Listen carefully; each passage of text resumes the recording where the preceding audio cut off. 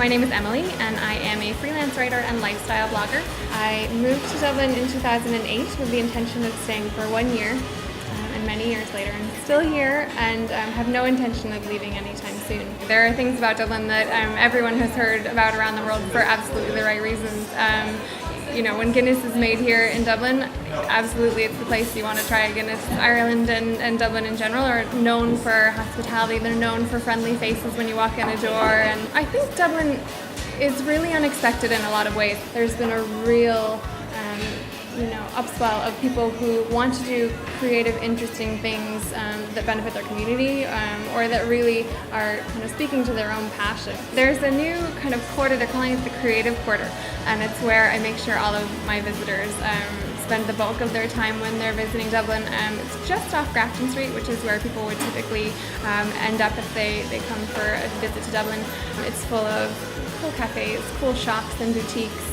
It's a really vibrant area at night as well. There are lots of places to sit outside and have your dinner if the weather's warm or dry. Dane Street area is a wonderful area, has a ton to do, has a lot of cool stuff that happens at the weekends, markets or that sort of thing.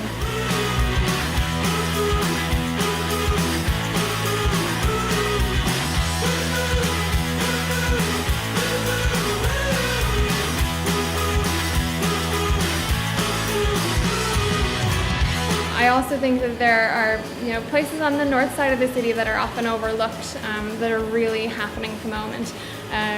There are cool museums and cool galleries, a few really kind of more gritty or edgy spots, but they're really kind of where Dublin is at the moment.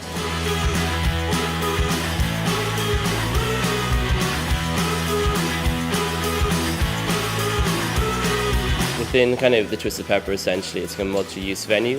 We run the coffee bar here from 11 till 6 every day. The venue is also used by a hairdresser called the Box Cutter Barbershop. There's also a vintage store called Revolver Project. And then there's also an independent Irish kind of music retailer called Elastic Witch. Within around kind of the Henry Street area, it's been kind of up and coming in the last couple of years, especially with the whole regeneration of kind of the commercial side of things. It's really now kind of in the last couple of years you've kind of seen huge emergence of kind of the arts and kind of culture stuff kind of propping up around the city centre.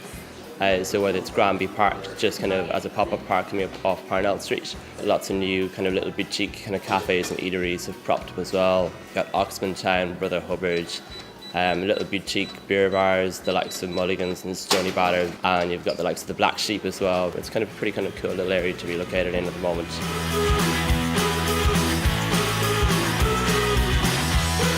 Dublin, it has the coolest spot. It is perched right on the ocean, and it's kind of nestled right at the mountains. So there are actually spots where you'll feel like you're in Dublin city centre and you'll look down a long street and you'll see mountains in the distance. It takes about a 25-minute train ride in either direction from the city centre, and you will get the beach, you will get amazing cliff walks, you will get great hiking and kite surfing, or a lot of great cycling paths.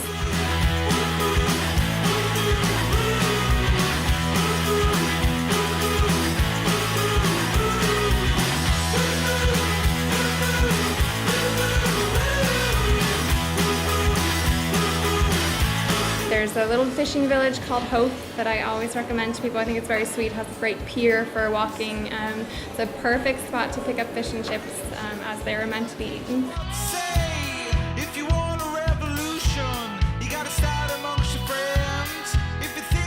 I really believe in the power of neighbourhoods in Dublin, and there are so many of them, and they all have kind of their own feel and as well their own vast array of shops or restaurants or places to go out or parks.